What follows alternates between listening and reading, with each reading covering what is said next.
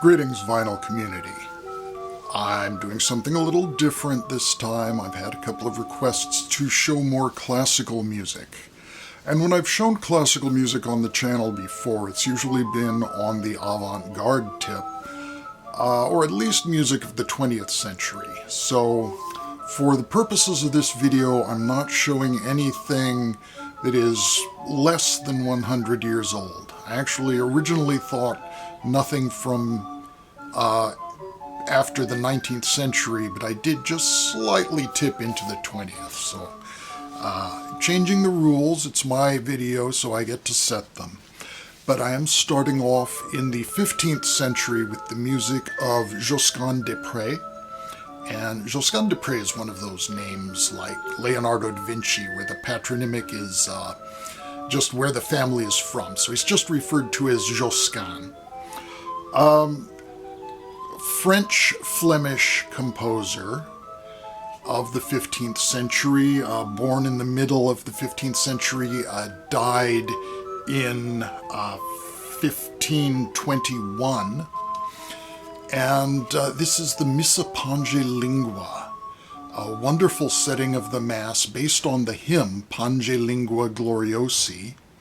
And unfortunately, I keep getting a reflection. It's very glossy, Telefunken das alte Werk pressing, and I keep getting a reflection of the camera display on this very cool artwork of the Virgin Mary holding Jesus and crushing the devil in the form of a dragon. So, the Mass is set based on the hymn Pange Lingua, and Josquin weaves variations of the original hymn throughout the various sections of the ordinary of the Mass. And it's a very, very beautiful work. I actually first heard it when in my first semester of college, when we were distributed parts and were able to sort of sing through it and really experience the counterpoint from within. It's written for 4 voice parts, but this arrangement includes instrumental accompaniment. So it's got the Renaissance instruments like viola da gamba, recorders, crumb horns, little hand percussion. It's a nice gatefold production. And here is the Telefunken label, Das Alte Werk. The second side of the album is 3 motets of Josquin. Alma Redemptoris Mater, or Nurturing Mother of the Redeemer. Planxit Autem David, or David Also Lamented, and O Virgo Virginum, O Virgin of Virgins.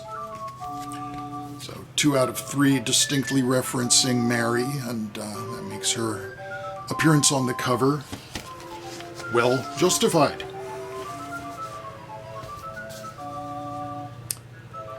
Going to a more secular approach, we see Elizabeth I and Henry VIII on the cover of Pleasures of the Court, Early Music Consort of London, and the Morley Concert directed by David Munro, playing the music of the Dutch composer Tieleman Sussado and the English composer Thomas Morley. Sussado lived during the time of Elizabeth I, and Morley lived during the time of... Sorry, that's backwards. It was Sussado who lived during the time of Henry VIII, and Morley who lived during the time of Elizabeth. It's dance music, dance for courtly dances. There wasn't really such a thing as a concert culture at this time. This is the 16th century. And so the music was for dancing to. It was not for sitting and listening to. We have pavans and danse du roi, or the king's dance, assorted galliards, performed again on Renaissance instruments such as recorders, viols, lutes, citerns. This is on Angel, and the sort of thing that you might hear watching a production of Shakespeare. It's the Shakespearean rag. Johann Sebastian Bach has to get in there. Music for the lute, written by J.S. Bach. And there's a lot of controversy. I think it's generally accepted nowadays that Bach never wrote specifically for the lute, but he did have in his possession a specially constructed keyboard version of the lute, strung with gut strings. So he wrote music for this instrument, and it's been handed down as lute music and entered the repertoire of classical guitarists. Most of this is that music that is generally attributed to the lute. It does include a transcription by the lutenist here. Walter Gerwig is the player, the lutenist, as one calls a lute player. A transcription of one of the suites for solo cello by Bach. Very much in the same thing. Again, the suites are suites of dances, not actually meant for dancing to. This is where you get more of the listening thing going on, more of the presentation of the music for its own sake. But as I say, the music entered the repertoire of modern classical guitarists, and the bourrée from one of the lute suites, the lute suite in E minor, which is included on this record, was overheard when played by a classical guitarist by his downstairs neighbor in an apartment building in London. And that fellow was Ian Anderson, who decided to arrange the piece that was originally for lute for the flute, and that became Jethro Tull's Bourrée. So this is the album that contains the original of that. This is on the Nonesuch label. You'll notice a lot of these are on the Nonesuch label or the Victrola label, which were both budget classical labels, with their goods as purchased by a poor college student such as myself back in the day. A contemporary of Bach, Telemann, actually an acquaintance of Bach's, who even became the godfather of Bach's most well-known son, Carl Philipp Emanuel Bach, Georg Philipp Telemann, and two suites, one for the viola da gamba with a string accompaniment, and one for the recorder. The suite in A minor for recorder is such a beautiful piece. Really wonderful melodies and a stately feeling, and beautifully played by the Collegium Aureum on this recording.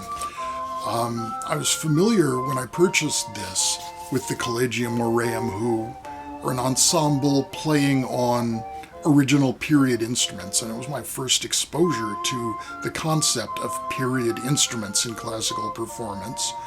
I was familiar with them from one of the first classical albums I ever bought, being their recording of the Brandnewbug Concertos of Bach. So this fits in very nicely with that, and I would class it in the same enjoyment level as the Brandnewbugs. It's on the Victrola label, that purple Victrola label, and although it doesn't have the Dynaflex logo on it, this is one of those paper-thin, wibbly-wobbly RCA pressings.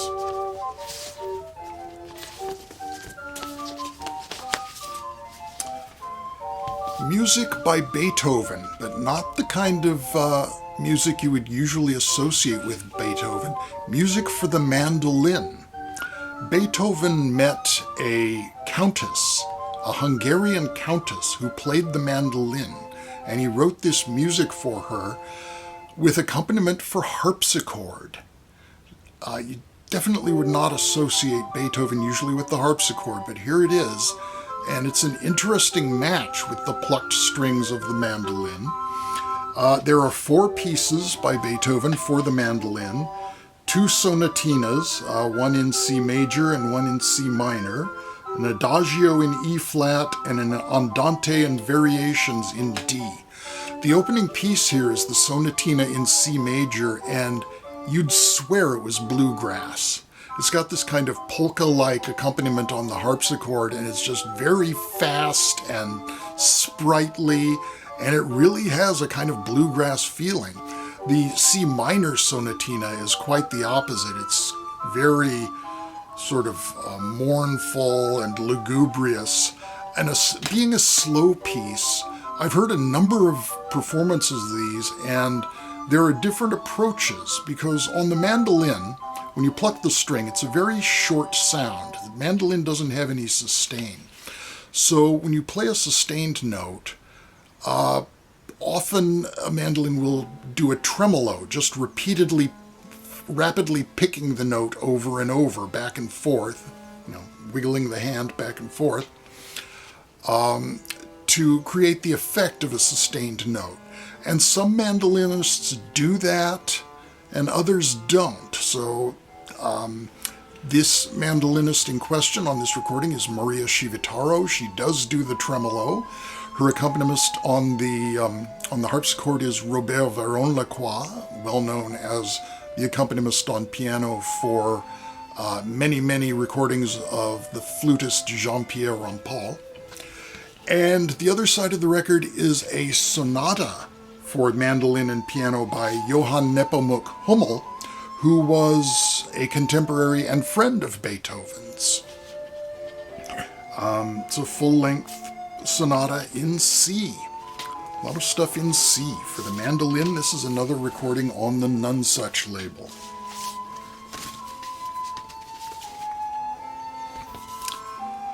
Toscanini, the conductor, gets his name in bigger letters than the composer. The overtures by Rossini. And you've got the famous William Tell overture, the Lone Ranger theme. You've also got La Gazza Ladra, the overture used in Clockwork Orange, also used by Marillion as their walk-on music.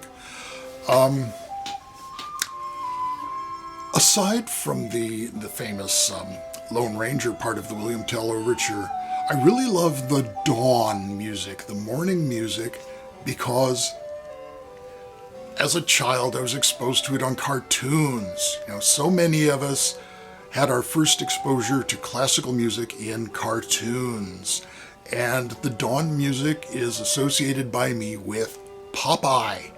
When Popeye and his pal Shorty were at Olive Oil's house, and Shorty flooded the bathroom so that when Popeye opened the door, he was washed away in a huge flood, and the next thing we know, he's crawling up out of the storm drain somewhere as the background music goes da da da da da da da da da da da da da. That's the morning music. And of course that doesn't happen just once to Popeye in this cartoon. It happens twice. Popeye is not happy. So that's it. That's what I'm here to show you is Popeye music. And Rossini is strong to the finish.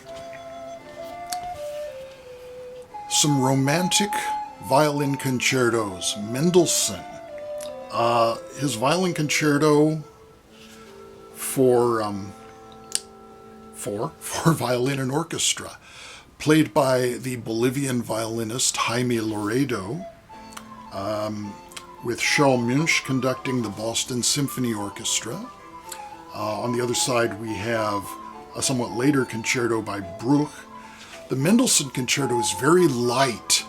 It kicks off right away with this really lovely melody, kind of Eastern European, gypsy-ish feeling, and it ends with, again, some very fast, very fleet-fingered melodies that I swear I remember from cartoons. It's that same pop culture connection to the classical world.